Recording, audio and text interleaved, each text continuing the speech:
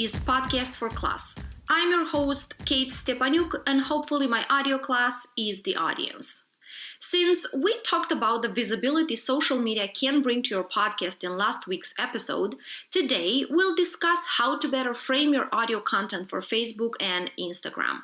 One of the tips I referred to last week said, try to create posts that can be repurposed across multiple social channels. This is key in promoting your podcast. You gotta understand every platform's algorithm in order to be successful with your posts. So let's take them in order. Facebook, how to use it for audio content promotion. In 2018, Facebook announced that going forward, the platform would focus on, quote, prioritizing posts that spark conversations and meaningful interactions between people. What they're saying is that the more people interact with your post, the more Facebook pushes it on people's newsfeed. That's why your ultimate purpose isn't just to post something on social media. Shoot for the best outcome. Create your post in a way that's going to spark conversations. Videos, photos, and GIFs are the most successful media type on Facebook. Create content that will resonate with the audience and make them connect to you emotionally. Always provide the link where they can access your full episodes.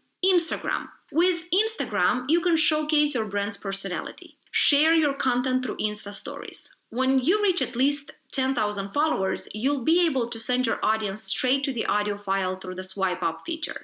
You can also insert your episode's link through the Instagram bio. Finally, to build your brand and presence on this platform, make sure to create your own podcast's hashtag. Audiograms are quite successful on Instagram too, so be smart and use them. Here's today's practical tip. Stay away from long, wordy posts. Connect your post to an image. You'll give it an extra chance of survival. Depending on which platform you're using, figure out if your post should be in square or landscape mode. Also, check out the recommended size and pixels just to make sure your post doesn't look like it's cut out.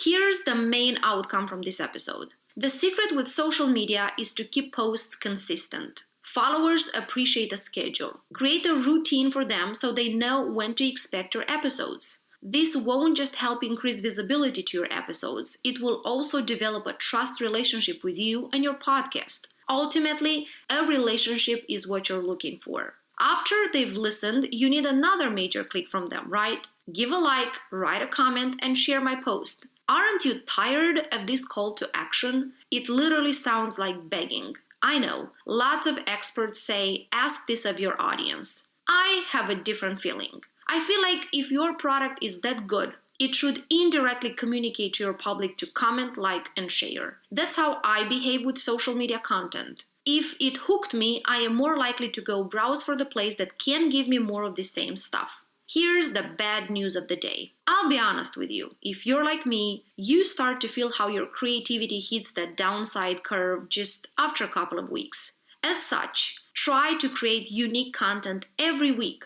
Don't settle for less. I literally feel like this is becoming a reoccurring theme in Podcast for Class. But remember, be professional in every step of the way, including your social media posts. You want to create content that is relevant for someone to return to your podcast for advice or entertainment. That's why it's important to maintain that symmetrical relationship with your public. To make the audience even more intrigued, you could also have a short teaser that informs them about next week's episode. A little bit of planning and a detailed guideline will make you a pro in no time. Now, here's my call to action this week. Are you ready? Design an audiogram for Facebook and Instagram that you can use to promote your most successful audio story completed so far.